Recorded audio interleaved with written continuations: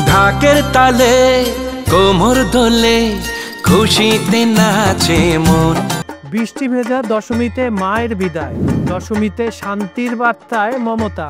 সিঁদুরে রাঙা মায়ের বিদায়ের দিন, মমতাদির বার্তা বনাম বিরোধীদের কটাক্ষ। শুরু হয়ে গেল বাবুঘাটে বিসর্জনের আচার।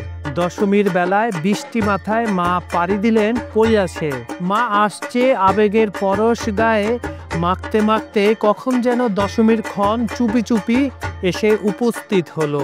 নমস্কার, দ্য বাংলা রিপোর্টে সকলকে স্বাগত জানাচ্ছি। আমি অর্ণব মুখার্জি। কলকাতায় আজ দশমী কিভাবে উদযাপন করা হচ্ছে চলুন না একটু দেখে আসি। মা আসছে আবেগের পরশ গায়ে মাখতে মাখতে কখন যেন দশমীর ক্ষণ চুপি চুপি দুয়ারে এসে হাজির হলো। মা এবারের মর্ত ছেড়ে পাড়ি দিচ্ছেন কৈলাসের পথে। নিয়ম মেনে বাবুঘাটে শুরু হয়ে গেল মৃন্ময়ী মায়ের বিদায়ের আচার আচরণ। ব্যস্ত সবাই, দর্শনার্থীদের ভিড়। এদিকে আলিপুর আবহাওয়া দপ্তরে জারি করা পূর্বাভাস অনুযায়ী সকাল থেকেই আকাশ জুড়ে কালো মেঘের ঘনঘটা দেখা গেছে। বেলা না বাড়তেই নামলো বৃষ্টি। মাকে এভাবেই বিদায় জানাচ্ছে মর্তে। ঘাটগুলো পরিপূর্ণ দর্শনার্থীদের এক আবেগী দৃশ্য, চোখে না দেখলে বিশ্বাস করা যায় না। প্রবাসে যারা কলকাতা বসবাসকারীরা রয়েছে তারা নিশ্চয়ই কলকাতার দিনগুলোর কথা মনে পড়ছে। বৃষ্টি নামার আগেই ক্ষণ থেকেই বাবুঘাটে সেজে উঠল দশমীর চেনা ছন্দে। ঘাটে লোকের ভিড়। প্রথা মেনে মায়ের মূর্তি নিয়ে গঙ্গার দিকে এগিয়ে চলছেন অগণিত মানুষ, ভক্তকুল। শুরু হয়ে গেল বিদায়ের পালা। এজন্য বেহালা সুরে করুণ কোনো মূর্ছনার সুর, সাথে আনন্দ রয়েছে কিছুটা। সারাদিন কলকাতার বিভিন্ন ঘাটে দেখা গেল সেই একই চেনা দৃশ্য।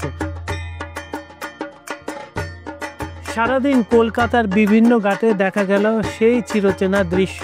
আস্তে আস্তে বাড়ছে ভিড়। বৃষ্টি উপেক্ষা করে যেন বাঙালি চষে বেরিয়েছে কলকাতা। সেই বঙ্গ সন্তানরা এসে উপস্থিত হলো গঙ্গা তীরে। সারাদিন ধরে চলছে সাত বাদরের সিঁদুর খেলা। রাঙা হয়ে গেল স্মৃতি। এবছরের মতো মাকে বিদায় জানিয়ে ফিরে যাবে আবার আরো একটি বছরের অপেক্ষায়। শুরু হবে দিন গোনা। পরের বছর যেন মা কবে আসছে মুখে মুখে চলবে সেই আলোচনা। ন্যাপথলিন মুড়ে আগামী পুজোর আবেগকে আবার সাজিয়ে রাখবে চিরচেনা বাঙালি। শান্তিপূর্ণ উদযাপনে মমতাদির আহ্বান। সোশ্যাল মিডিয়া একটি পোস্টে বলেছেন, লক্ষ্য করি সবাই উৎসব শান্তিপূর্ণভাবে উদযাপন করুক, সকল নিরাপত্তা ও সাবধানতা বজায় রাখুক। তিনি এটি সৎ এবং ন্যায়ের বিজয় হোক অন্ধকার ও অন্যায়ের উপর, এমন বার্তা দিয়ে চিহ্নিত করেছেন। গান রচনা ও সংস্কৃতি উদযাপন। 2025 সালে দুর্গাপূজার জন্য কলকাতার তালাপোতায় পুজো কমিটির থিম গানের রচনা করেছিলেন মমতা বন্দ্যোপাধ্যায়। এই গান কমিটির শতবর্ষ উদযাপনমূলক থিম বীজ অঙ্গন ভিত্তিক এই গানটি রাজ্যের তথ্য সংস্কৃতি দপ্তরের মন্ত্রী দ্বারা গাওয়া হয়েছে। ধর্মীয় ঐক্য সভা জ্ঞান। দশমীর দিনটি গান্ধী জয়ন্তীর সঙ্গেও মিলে যায় মমতা বন্দ্যোপাধ্যায়। মমতাদি বলেন, মহাত্মা গান্ধীর ঈশ্বর আল্লাহ তোমার নাম সবাইকে সম্মতি দে ভগবান, এই প্রার্থনা আজকের প্রেক্ষাপটে বিশেষ প্রাসঙ্গিক। তিনি আরও মানুষের মধ্যে ধর্মীয় ঐক্য, শান্তি ও সহমর্মিতার ওপর জোর দিয়েছেন। নবমীতে কালীঘাট মন্দিরে উপস্থিত। দশমীর ঠিক আগের দিন নবমী তিনি কলকাতার কালীঘাট মন্দিরে সনাতন ধর্মীয় আচার অনুষ্ঠানে উপস্থিত হন। পূর্বে একটি ভিডিওতে দেখা গেছে মমতা বন্দ্যোপাধ্যায় একটি দুর্গাপুজো প্যান্ডেলে গানের সময় তালি দিচ্ছেন। এই ঘটনাকে কেন্দ্র করে বিজেপির ভঙ্গিতে ব্যাপক সমালোচনা ও রাজনৈতিক বিতর্ক তৈরি হয়। বিজেপি দাবি করেছে এটি রাজনৈতিক স্মরণে ঘুরে ধর্মীয় অনুভূতিকে দোষারোপ করার ধরনের কাণ্ড।